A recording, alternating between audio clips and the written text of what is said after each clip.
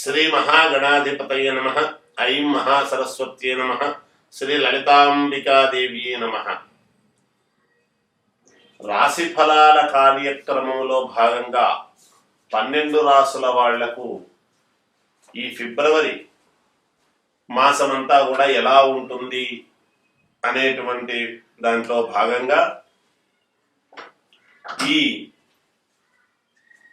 ఒక మహోన్నతమైనటువంటి ఇది జరిగింది. ఏమిటి అంటే ఈ జనవరి 22వ తారీఖు శ్రీరామచంద్రమూర్తి యొక్క ప్రతిష్టాపన కార్యక్రమ మహోత్సవము జరిగింది అయోధ్య మహానగరములో అనేటువంటిది అందరికీ తెలిసిన విషయమే. ఒక గ్రామంలో ఒక దేవాలయం ఉంటే ఆ ఊరికంతా కూడా ఎంత శోభ వస్తుంది. మన ఇంట్లో దేవుణ్ణి పెట్టుకొని పూజిస్తే మన ఇంటికంతా ఎంత శోభ వస్తుంది. అలాగే మనకు వినాయక చవితి పండుగలు వస్తే ఎందుకు మనం వినాయకులను కాలనీలుగా పెట్టుకుంటున్నాము, ప్రతి కాలనీలోను ప్రతి అపార్ట్మెంట్లోను అంటే దేవుణ్ణి పూజించడం అనేటువంటిది మనకు మొదటి నుంచి వస్తూ ఉండేటువంటి అలాంటిది మరి ఈ రామచంద్రమూర్తి యొక్క రామ మందిరం అనేటువంటిది నిర్మాణము జరిగి రాముల వారి ప్రతిష్టా కార్యక్రమము జరిగిన తరువాత ఆనాటి యొక్క ఆ గ్రహస్థితులు, ఆ లగ్నము, వాటి యొక్క పరిస్థితిని బట్టి మానవాళికి అంతా కూడా సర్వమానవాళికి ఎలా ఉండబోతుంది అనేది కూడా మరి ఉంటుంది కదా నిజానికి.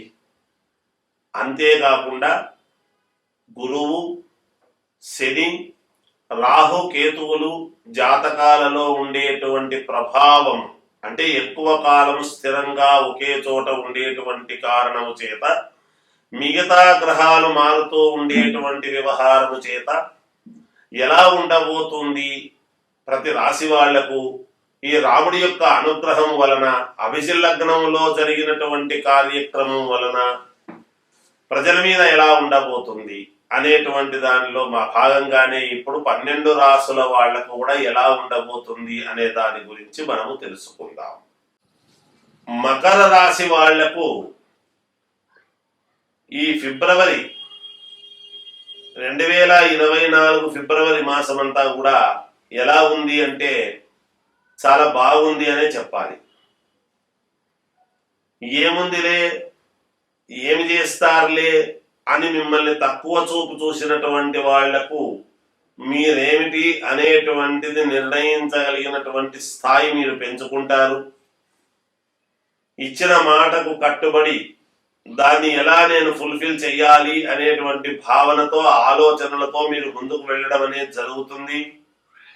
మీ పట్టుదల, మీ ధైర్యము, మీ సాహసము చూసి గతంలో మిమ్మల్ని విమర్శించిన వాళ్ళు సైతం మళ్ళీ మిమ్మల్ని పొగిడి ప్రశంసించేటువంటి విధానముగా మీరు మార్చుకోగలుగుతారు గాక. కొన్ని సందర్భాలలో కీలకమైనటువంటి నిర్ణయాలు మీరే స్వయంగా తీసుకొని దాన్ని చెప్పకుండా ఎదుటి వాళ్లకు ఒక అభిప్రాయం ఇచ్చి మీ వైపు వచ్చేట్టుగా చేసుకోగలిగినటువంటి సామర్థ్యము ఉన్నటువంటి వ్యక్తులు మీరు. ఏది ఏమైనా గతము కంటే ఇప్పుడు మీ గ్రాఫ్ పెరిగింది అనే చెప్పాలి. ఈ మకర రాశి వాళ్లకు ఎక్కడ ఏ చిన్న ఇది ఉండినా ముందు నేనున్నాను అని ప్రత్యక్షమయ్యి ఎంతో కొంత సహకారము మీరు చేయకుండా మీరు ఇంకా 10 మందితో, మీరే కాకుండా 10 మందితో చేయించేటువంటి మనస్తత్వం ఉంటుంది మీకు. కుటుంబము యొక్క అండదండలు మీకు బాగా ఉన్నాయి. స్నేహితుల వల్ల, బంధువుల వలన, అందరి వల్ల కూడా మీకు చాలా యోగవంతముగా మంచి అనుకూలాలు ఉండేట్టుగా మీకు సహాయ సహకారాలు అందిస్తారు. కొన్ని వాల్యుబుల్ ఐటమ్స్ కొనడం అనేటువంటిది జరుగుతుంది. వాటిల్లో ఏదైనా ఒక్కదాని గురించి చిన్న వివాదములాగా జరగవచ్చును. జరిగితే ఒకవేళ పొరపాటున జరిగితే జరగవచ్చును, కంపల్సరీ జరుగుతుంది అని కాదు. ఉన్న గ్రహస్థితుల దృష్ట్యా చెబుతున్నాం. ఉద్యోగాలు చేసుకునేటువంటి వాళ్లకు పై అధికారులచే ప్రశంసలు అందుకుంటారు. కొత్తగా ఉద్యోగం కావాలి అనుకునేటువంటి వాళ్ళు ప్రయత్నం చేయండి, కొంతవరకు సఫలీకృతం అయ్యేటువంటి అవకాశాలు ఉన్నాయి. వ్యాపారం చేసుకునేటువంటి వాళ్లకు చాలా యోగదాయకంగా ఉన్నది. కొత్త వాళ్లను మీరు కలుపుకొని ముందుకు వెళ్ళేటువంటి యోగమైనటువంటి దిశగా కనపడుతున్నది. విద్యార్థులకు చాలా అనుకూలముగా ఉన్నది. వ్యాపారం చేసుకునేటువంటి వాళ్లకు అనుకూలముగా ఉన్నది.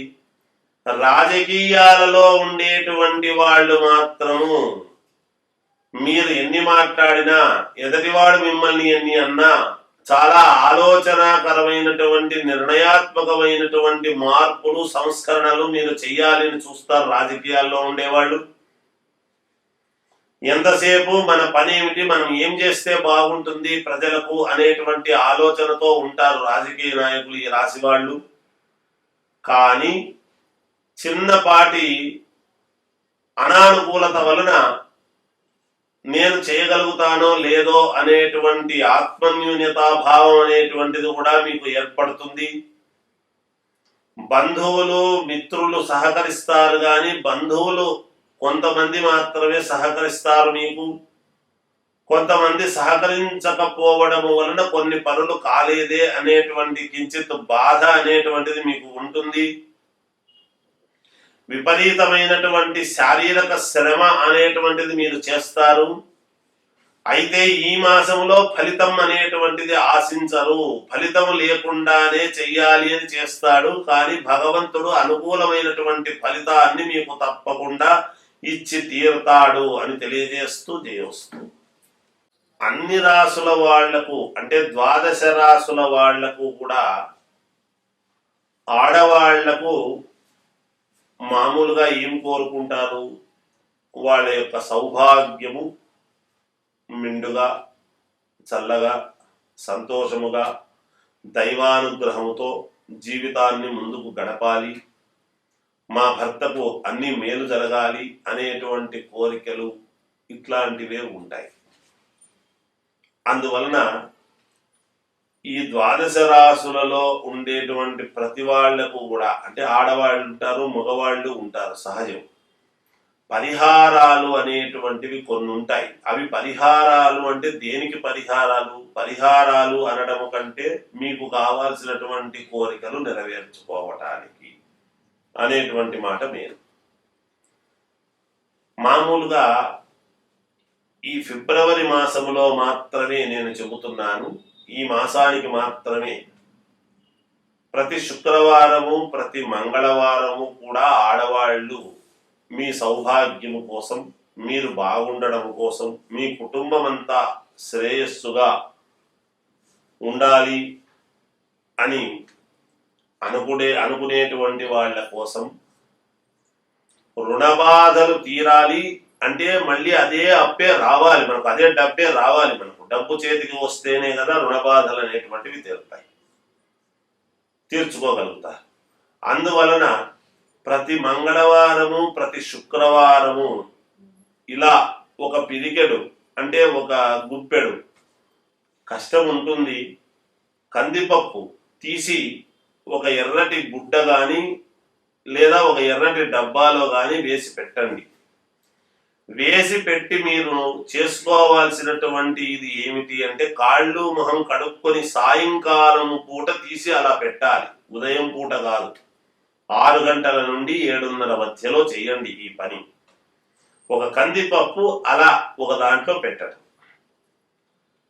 ఇవన్నీ ఈ మాసం అంతా అయిన తర్వాత ఎన్ని మంగళవారాలు ఎన్ని శుక్రవారాలు వస్తాయో చూడండి. అన్ని పిరికెళ్ళు ఉంటాయి కదా, వాటన్నిటినీ కూడా కాస్త మన మామూలుగా అన్నము ఇవి రెండు కలిపి కాస్త బెల్లం వేసి నివేదన చేసి 10 మందికి ఎవరికైనా దేవాలయము దగ్గర పంచండి, ఖచ్చితముగా మేలు జరుగుతుంది. ఇదొక విధానం. ఇక మగవాళ్ళు చేసుకోవాల్సినటువంటిది ఏమిటి అంటే ఈ ఫిబ్రవరి మాసములో మాత్రమే గణపతి గుడికి వెళ్ళండి వీలైతే. ఒకవేళ గణపతి గుడికి వెళ్ళలేము అనుకుంటే ఇంట్లోనే గణపతికి మీరు నమస్కారం చేసుకోవటము మంచిది. ఇంకా వీలైతే గణపతికి అష్టోత్తరము చదవండి. గణపతి పటము ముందు గణపతి అష్టోత్తరము చదువుకోండి ప్రతి మంగళవారము, ప్రతి శుక్రవారము. మీరు కూడా ఇలా చెయ్యండి. మగవాళ్ళైతే, ఆడవాళ్ళైతే ఆ కందిపప్పు అది చెయ్యండి. మీకు ఖచ్చితముగా 12 రాసుల వాళ్లకు కూడా చాలా మేలు జరుగుతుంది గాక. జయోస్తు.